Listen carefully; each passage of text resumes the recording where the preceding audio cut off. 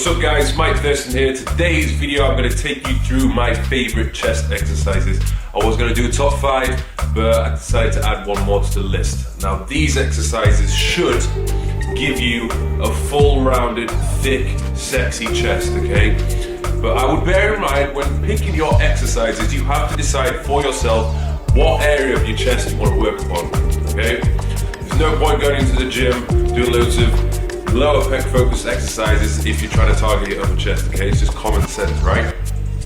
So, without further ado, I'm going to start off with the first exercise of my choice, which would be the barbell bench press. So first thing you want to do when it comes to the barbell bench press is to get yourself in the right position. As soon as the barbell is above your chest, pull your shoulders right back and then begin with the movement. You want to make sure that you keep your shoulders retracted throughout the entire set. So even if you need to readjust halfway through at the top of each rep, just do it. Because if you put your shoulders too far forward, there's going to be too much tension in your shoulders, and then you'll more than likely injure yourself, cause damage somewhere. Remember, the goal of this exercise is to keep the tension on the chest as much as possible. So a little tip for you, what I tend to do is imagine that I'm trying to push my hands together when I'm pulling the weight down and pressing forward. So that intention of pushing my hands together increases tension on my chest. It's worth noting that hand positioning will make a difference, but I would vary it from time to time. The closer your hands are together, the more tricep recruitment that is going to occur. The next exercise, which is on the top of the list, is the incline dumbbell press. I've chosen this one over the incline barbell press simply because I feel as though I get a better contraction on my chest and it allows you to get a greater range of motion. So, keys with this, when it comes to doing the incline press, you want to vary the angle at which you're pressing. Keeping the angle the same, the entire time that you do an incline press is only going to work the same fibers over and over again, so vary it time to time, all the way from 45 degrees down to 20 degrees, it doesn't matter, just mix it up. Again, with all chest exercises, you want to keep your shoulders back as much as possible. I think this exercise is where most people will feel their shoulders creeping forward simply because of the angle of your torso. It's very easy to do. So, you've just got to keep the weight lighter than you probably would do usually and ensure that the tension is being placed on the chest. If you can't squeeze your chest to the top of the movement and you don't feel any tension there, you're not doing it properly or not doing it as well as you could do. So drop the weight, drop the ego, and maximize the effectiveness of this exercise. I always try to imagine when the weight is at the bottom of the position, as I press it up, I'm trying to bring my elbows together and trying to get my elbows to touch. That intention of bringing my elbows together, which helps me to get that contraction at the top of the movement. So the next exercise we move on to is the incline cable fly.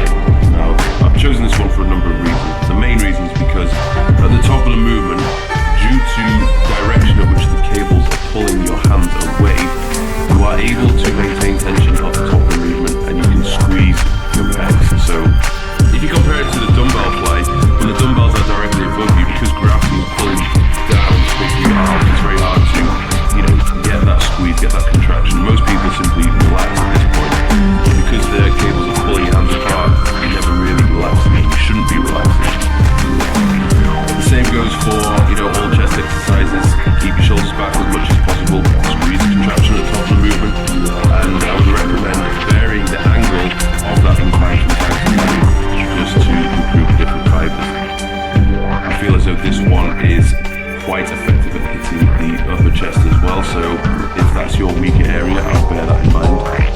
And again, when it comes to thinking this one through, I have the intention of trying to bring my elbows together at the top of the movement. So as I bring the weight down, it's okay for your elbows to bend a little bit to ease with the stress on your shoulders, but as you bring those handles back up to the top, you want to try and straighten your arms and bring those elbows together. When it comes to training your chest, you need to decide for yourself how many times are you going to train it. If it's a strong point, is for me, there's no need for me to train it more than once per week. It just simply isn't necessary. I don't even need to go to the gym and spend one full session training chest either. It's a waste of my time when I could be potentially training another body part within that session, okay? So, if it is a weak part, you need to somehow fit it into your training regime where you're training it twice per week or maybe twice every 10 days, something like that. The exercise I have picked is the decline dumbbell press. I've gone for dumbbell simply because you get a greater range of motion.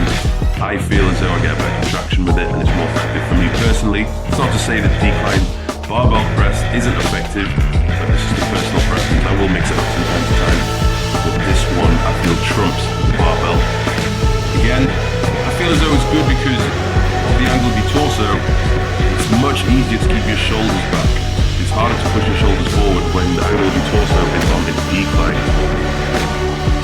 I feel as though this one is also extremely effective at getting the outer lower sweep of the chest.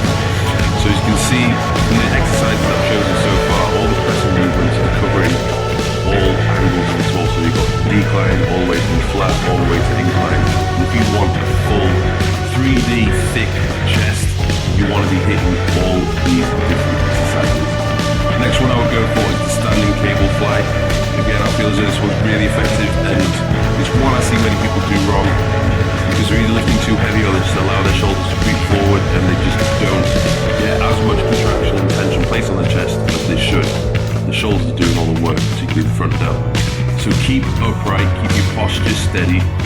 Don't allow the shoulders to creep forward, so reduce the weight if you need to. Again, with the cable fly, which you saw earlier, I have the intention of trying to bring my elbows together at the bottom of the movement. This is the function of the pec, to bring your elbow across the body. So you want to get that elbow across your body as much as possible to shorten the pec.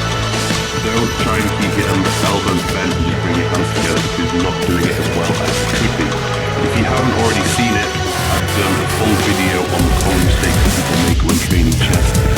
So click on this link and you'll see me go through a full description and tutorial of how to perform the majority of the chest exercises which people tend to miss upon.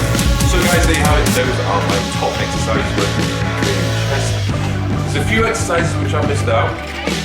For me personally, I don't find the incline or decline barbell press as effective as incline dumbbell pressing. I just feel as though the range of motion which I can get along with contraction is much more effective when using dumbbells.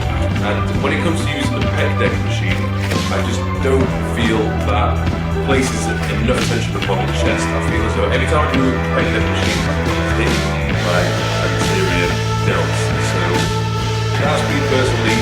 You will probably have exercises which you struggle with. Sometimes it might just be practicing the more than weight, or sometimes you might be better off avoiding it. Okay, each to their own. A couple of exercises which didn't make the cut include the chest-focused leaning dip and also the seated upright cable press. These are both very good exercises but just didn't quite make my top 5. But still worth doing nevertheless. So I hope you enjoyed this video. Helped out. Hope you reached the chest goals of yours.